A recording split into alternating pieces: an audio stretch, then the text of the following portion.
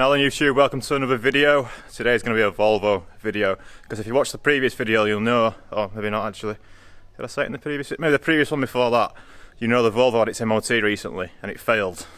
And we've got the front two lower wishbones to change, because it failed on a ball joint at the front, which is the ball joint that goes underneath the steering knuckle, and apparently it's really fucked. Got a CV boot to do as well, but bangonomics, it's got, there's a few things that we need to change on the Volvo to get through the test.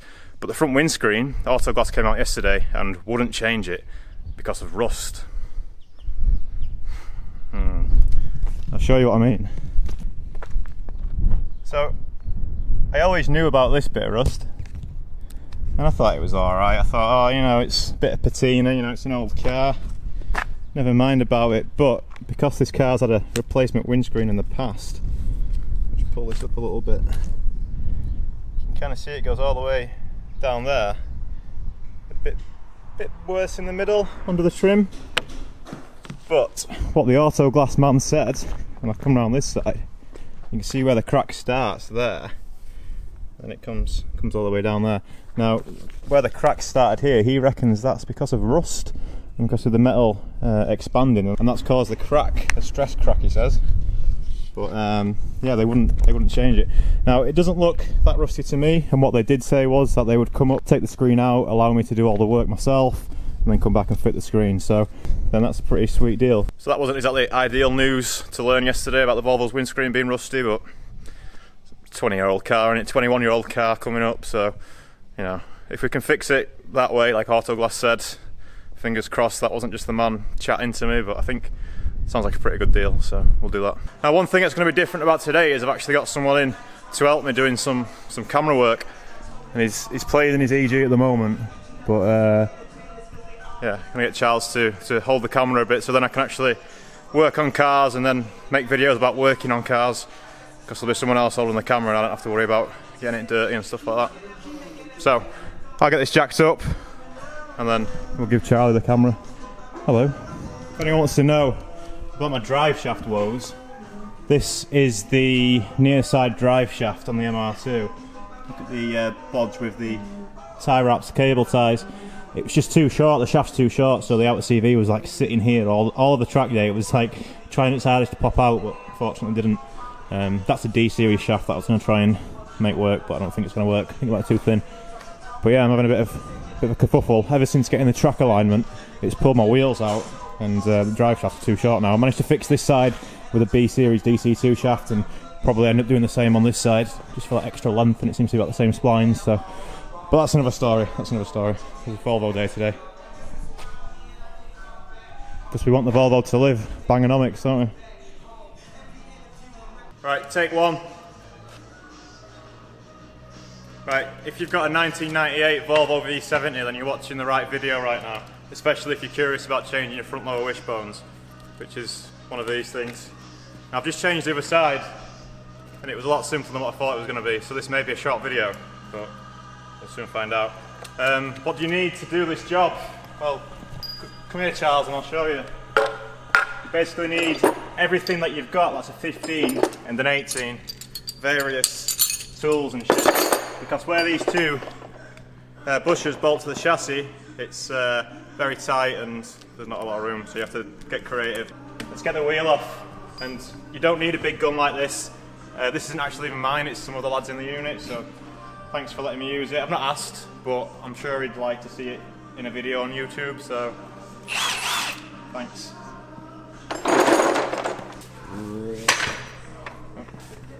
Wow, that's so light. Honestly, Volvo got everything right with this car. 6.5J, that's all you need. I don't think I can reuse that one, Charles. The thread's all gone a bit fucking shite.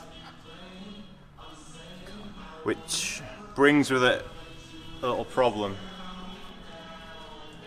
We don't have another one of those. We'll carry on and come back to it.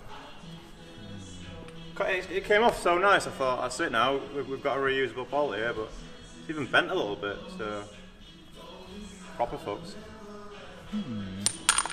So I'm going to undo these two inner bits for the wishbone now, where they link up to the body.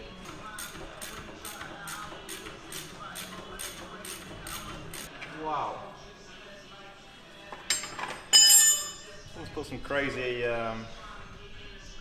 anti-seize or thread lock or something on that bolt. Man, CV grease everywhere.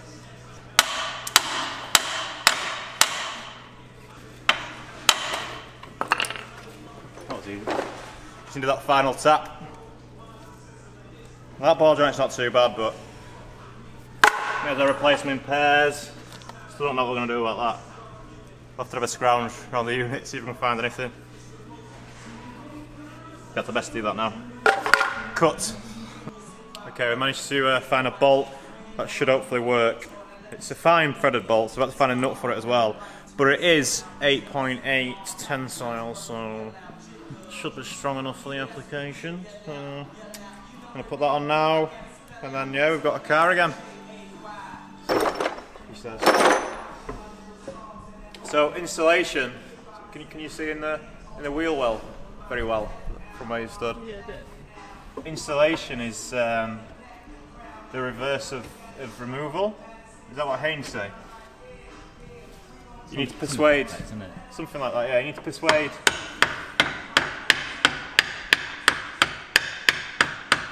Just a little bit. I think I might clean these fuckers up before using them. See the state of that? A bit crusty on there. Yeah. Just cut at that, and we'll come back to some freshly cleaned bolts. I reckon this is toxic. Should we be wearing one of those dusty masks like the JDMs? I think you breathe them worse. Probably. We should get one of those bench things with the wire wheel on it, and we can just flick a switch and go. That'd be pretty dope, wouldn't it? Yeah, we've got quite a bit of organisation that needs doing. We'll get round to it. So I did just clean one of the bolts up, and then I realised that I actually got some new ones with the kit that I've not used yet, because I've reused the ones on that side. So we might as well put the new ones on this side. So my technique, based on doing it on the other side, is to do the inside ones, just thread them in, put the bolt on a little bit, and then do this up tight, and then jack up the knuckle to simulate suspension being sat on the ground, and then do them up tight, which I think is almost professional, semi-professional, amateur league. I'm liking the third division of the Coca-Cola Championship. Is that a football thing? Johnston's Paint Trophy.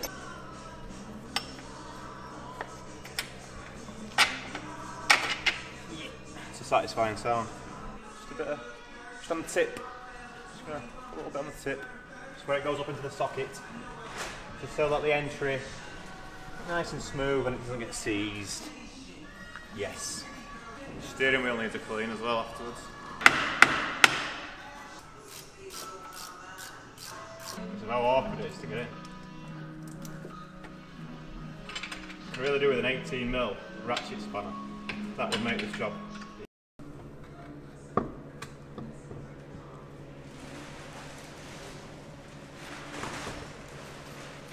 These wheels are fucking effort. Why can't everything just have studs? Stud and nuts for everything. The world would be a better place, wouldn't it? I can't get any of the cunts to screw it. Let it just fall off.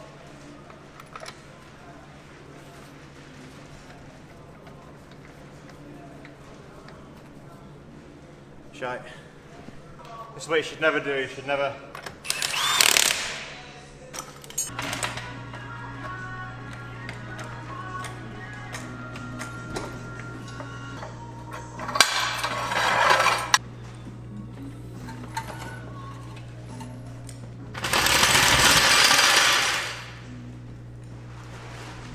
Test drive. Test drive. Rude not to.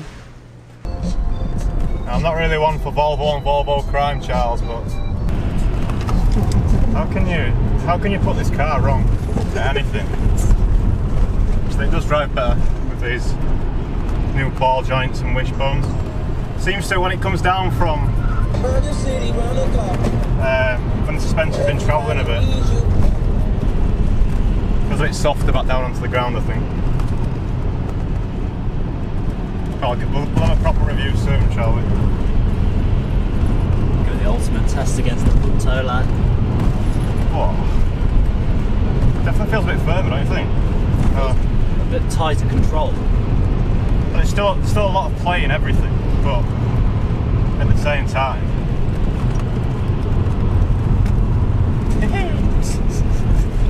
Right, that'll do. Stay tuned to find out what happens to the Volvo. I know it's going to be a bit of a cliffhanger and you'll not really know what to do with your emotions, but you're just going to have to just hold on for now, and I've got faith that we can get it for another test and have another years of motoring at least. Maybe even many years of motoring. If we do a few jobs, maybe we'll not have to worry about it again. That'll be nice.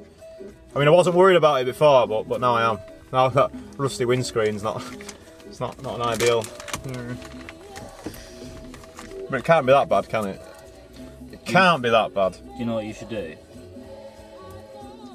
Go out and finance an M140i Shadow. I don't want an M140i Shadow Edition. But bro, everyone's doing it. They must be good. Everyone is doing it. If you want an M140, speak to Eddie G.